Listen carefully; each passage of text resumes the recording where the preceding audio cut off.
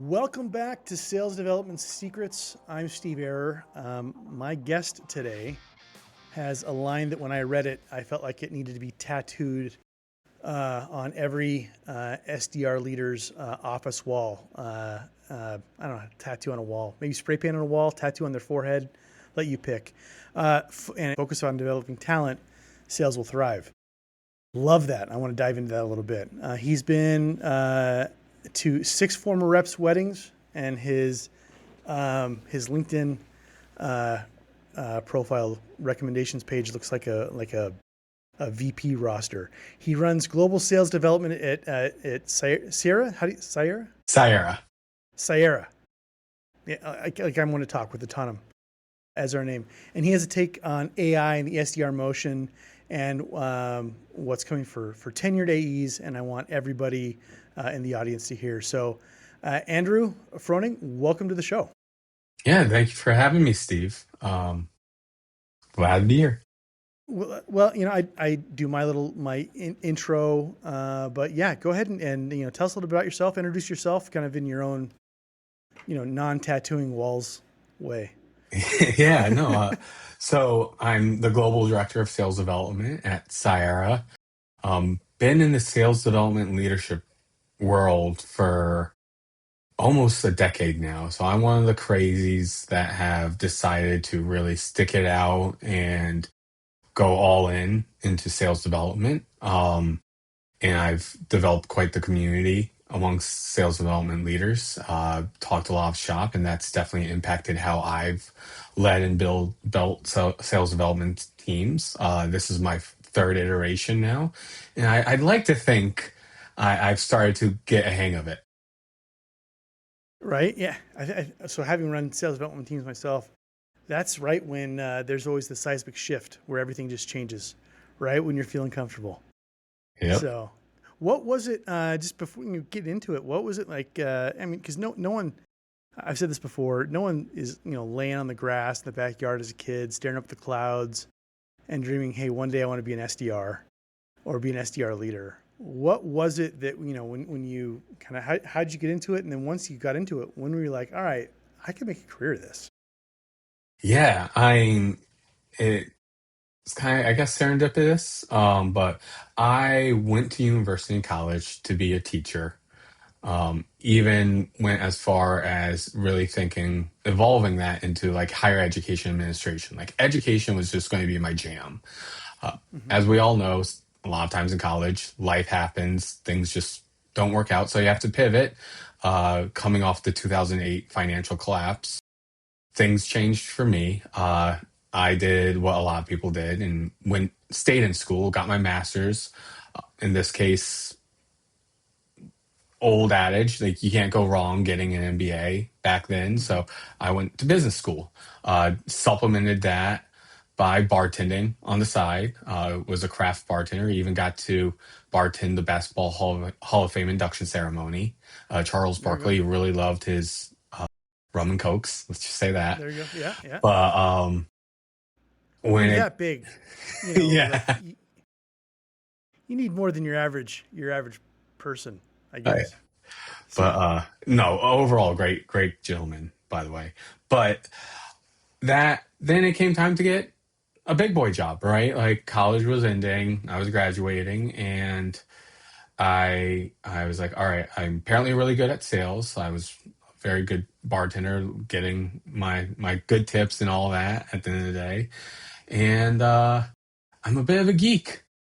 So I yeah. landed in tech sales, got a job working for a partner with Cisco Systems. They were kind enough to sponsor me and become a Cisco certified sales expert, going through Cisco's Partner Sales Academy.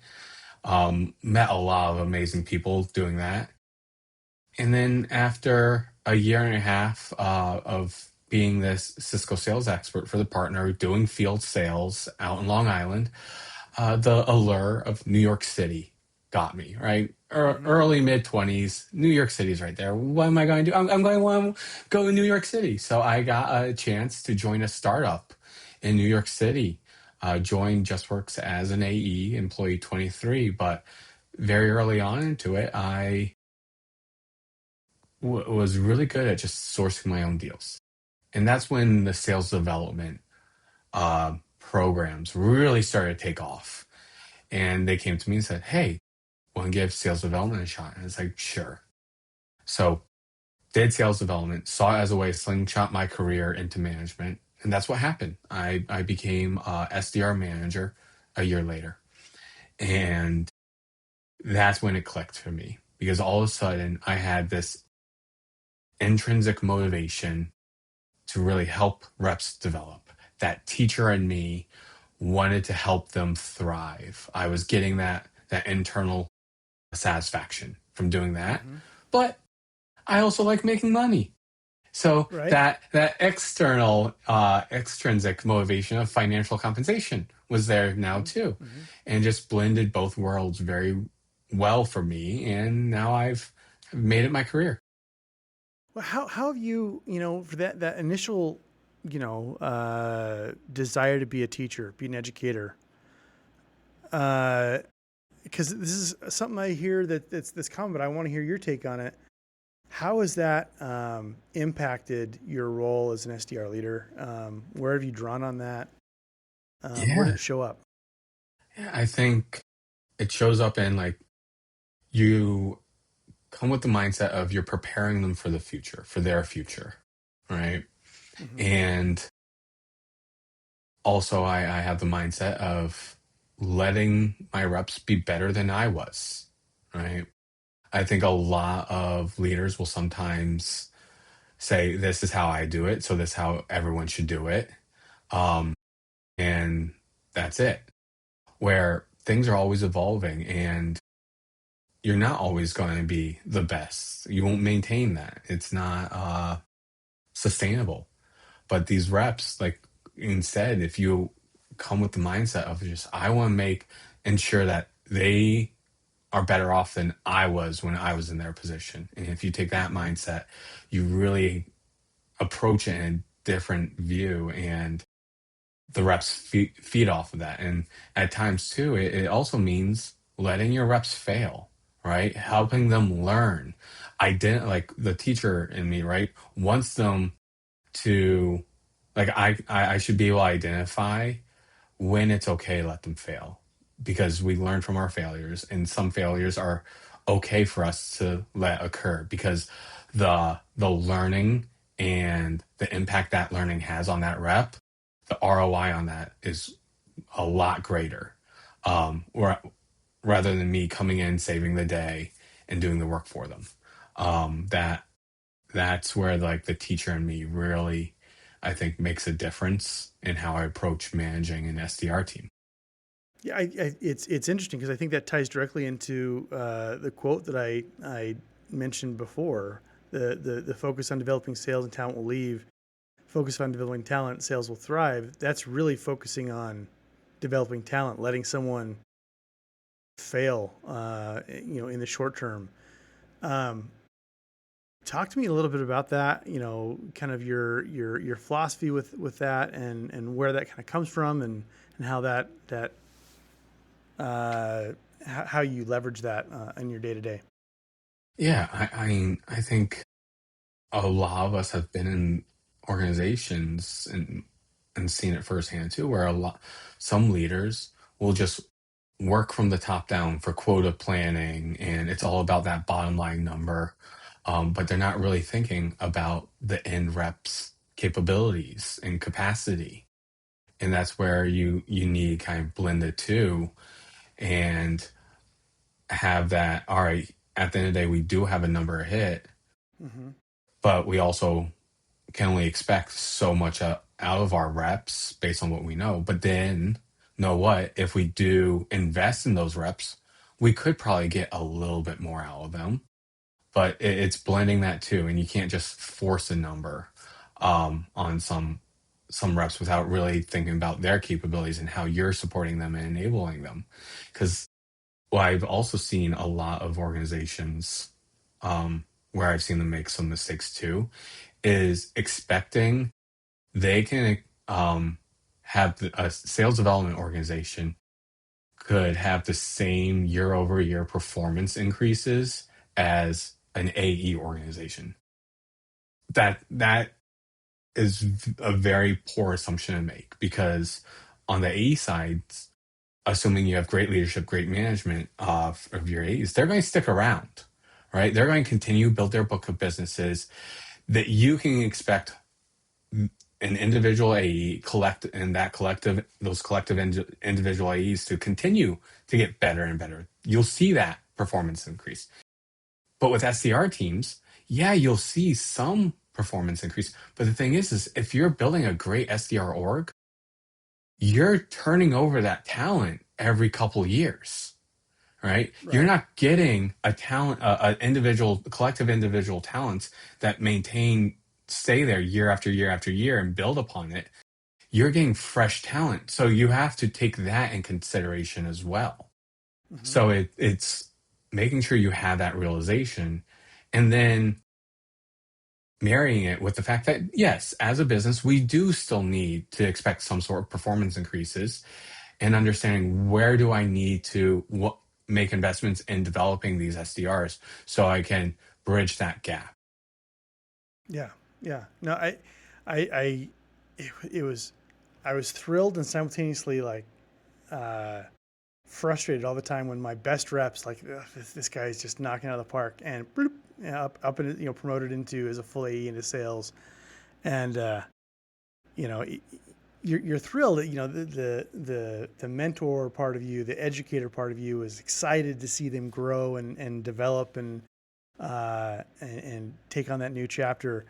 The quota carrying part of you is just in the corner crying. Yeah. Yeah. One of the ways that, with these performance increases that you get, especially if you've got, younger teams and perpetually younger teams, that you can level up is through leveraging technology. And in preparing, we spoke a little bit about, kind of your thoughts on AI and its role in the SDR role. I guess let me just ask you this. Do you think AI is going to replace the SDR? Let's just start there. No, not at all. One of my favorite comments I like to make when anyone's talking about AI SDRs is like, the last time I checked, you can't promote an AI SDR to be an AI AE, right? Right. Mm-hmm, mm-hmm. Um, and that's a good reason why we have SDR programs, is so we develop that talent and we have that talent. I mean, you look at high functioning, well oiled organizations that built that development pipeline. SDRs, like at one of my past orgs, what we found is SDRs that moved into AE roles, not counting their time as SDRs, just strictly as AEs, were in their role as AEs for 50% longer than directly hired AEs. They ramped up 75% quicker. And at the time, 92% of them were hitting or exceeding quota attainment with an average attainment of around like 135%. Direct Wow. to hire AEs, only about 70% were hitting or achieving quota attainment with average attainment of less than 90%. Right. So Mm-hmm, mm-hmm. it is a long term play. But when you invest in that and you see it through, you're going to get that talent. Now, going back to the AI SDR, it's you can invest in that, but you're going to be kicking yourself in your own butt like 3, 4 years down the road when you don't have that amazing AE talent that you've cultivated. And that's how your competitors are going to beat you out. Then what role does in the SDR role, the AI, where does that play a role? How do you leverage that? Yeah, it's AI augmentation, right? I say there's three pillars for me of AI in sales development: enablement, execution, and management. All right. So leveraging AI to enable your SDRs. That can be in AI role play scenarios and practice messaging. That can be in AI helping with live call coaching, right? Giving you prompts live on the call. So you're enabling your SDRs to learn in a more effective and efficient manner with AI. Then there's Mm-hmm. AI execution. All right. Helping your reps execute their job in a more efficient, speedy manner, to keep up with today's needs and how we operate. But you'll always have that human in the loop, that SDR, because at the end of the day, sales is still a person-to-person interaction. As much as Yeah, people yeah. want to preach it, we'll always studies have shown we'll prefer that, at least knowing there's a human in Well, in the the end, in the loop. sales is about two people getting together and solving each other's problems. One person has some sort of problem. Person Yeah, two has the solution, but their problem is they don't have enough money. So you pay for it and then give the solution, and you're solving each other's problems. I mean, that's kind of sales, boiled down to to I what it like that. is. Yeah, Well, and then the third, and I want to come back to execution a little bit. But the third, it's management. Talk to me about AI in that role. yeah. I mean, I remember, and going back to how I mentioned I was a geek, right? Like I was I prided myself on being a data-driven leader. But what that also meant was me spending a lot of time in the data, running those Salesforce reports, try and cut it in all different ways to really understand where each of my reps are performing, where are they struggling, and that takes time. Now, that's me being very confident in running reports and analyzing that data. A lot of leaders and managers out there don't have that skill set, and that's okay. But now we have AI to help bridge that gap. Let AI do all that analysis on a rep by rep level so the managers can spend more time coaching and developing, right? AI should be able, a manager should be able to leverage AI to say, hey, know what? I have a one on one with Steve coming up today. What do I need to focus on with him? And AI can give you the areas, the shout outs based on that rep's performance over the last week, areas that we're seeing a trend, a downward trend that need to be addressed, and maybe some recommendations on what's being hurt, like what's being done on live calls based on transcripts. And now instead of spending all that time prepping for just analyzing and find that out for a weekly one-on-one, the manager already knows and can go immediately into that 30-minute at time one-on-one and really just dig into the actual meaty substance that will have an impact on the rep. I love that. I love that. Making those rather than a discovery session, it's actually a diagnosis and treatment session in those one-on-ones where it's needed. What Going back to execution a little bit, I think that this is one area because this is one where you're really turning a lot of it over to the rep to use as a tool.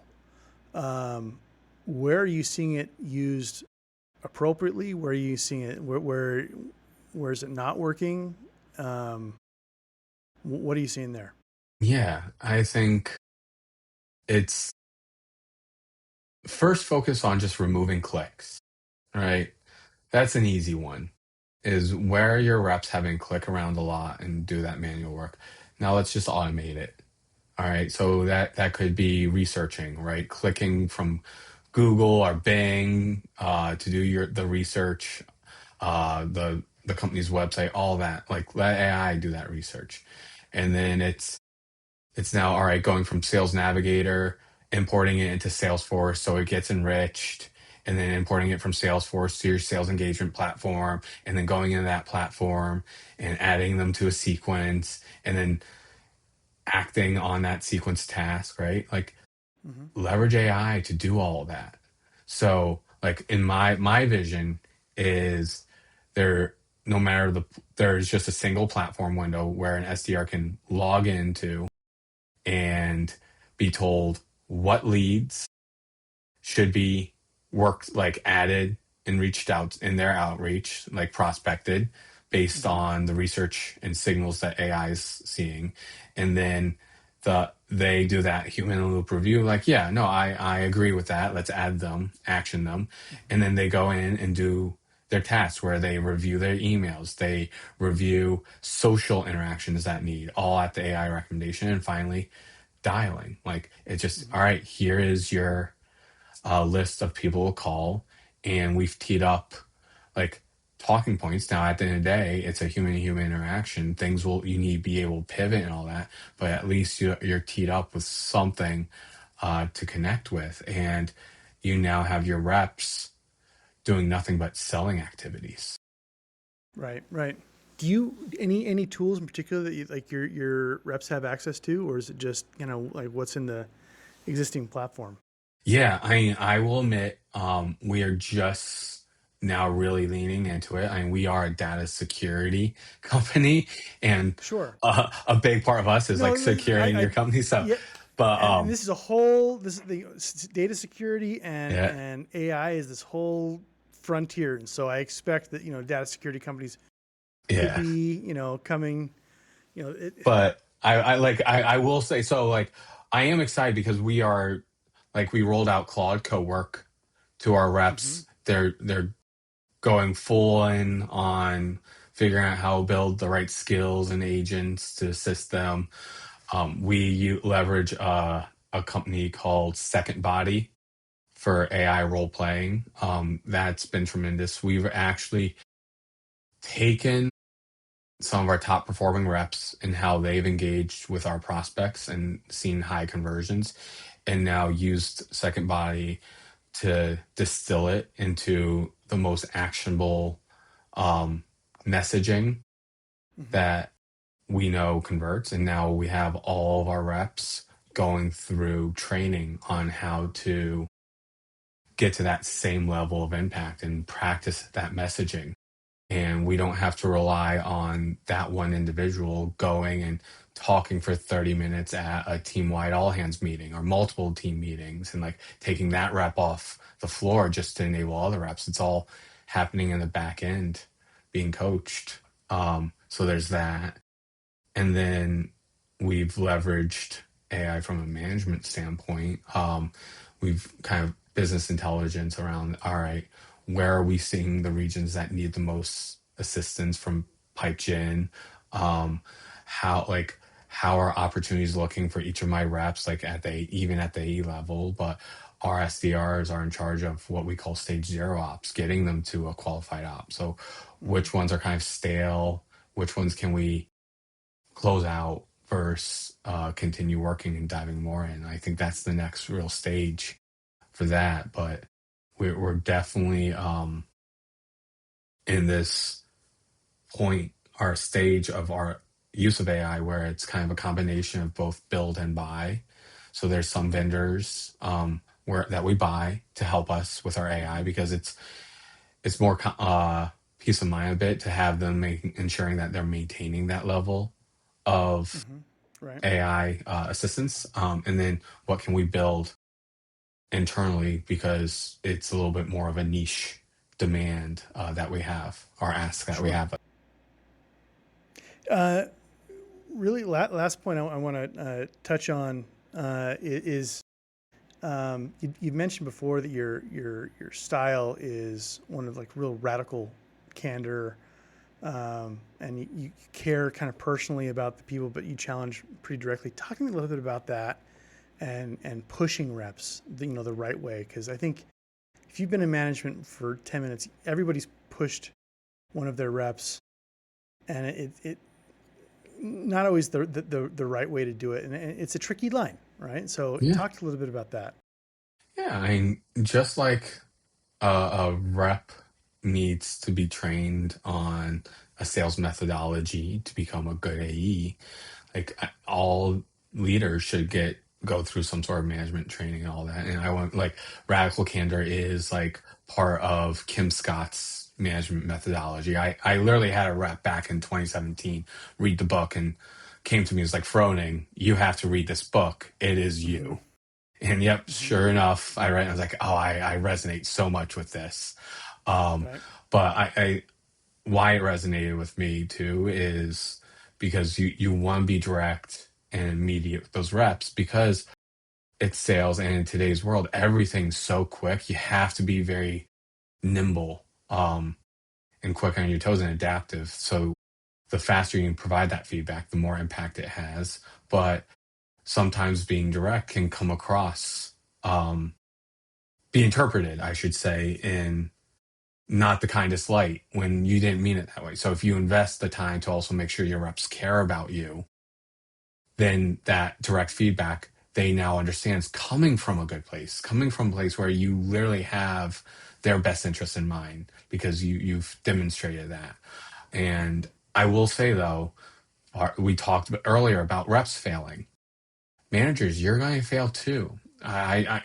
This is a saying I've told to both reps and managers.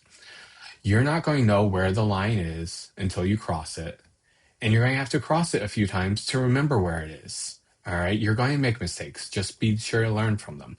Now, also, like, be very cognizant. There are some bigger lines that should be very easy to see and understand. But then there's, know. yes. But then there's others where it's like that's how you learn and develop as a manager. Like, don't be afraid to be a little bit more direct with your reps, to ask more of them, to push them, because I think you will be pleasantly surprised with what your reps are actually able to do, especially if you hire correctly. And it also comes down to setting proper expectations as well with your reps, and also understanding what kind of company you're at.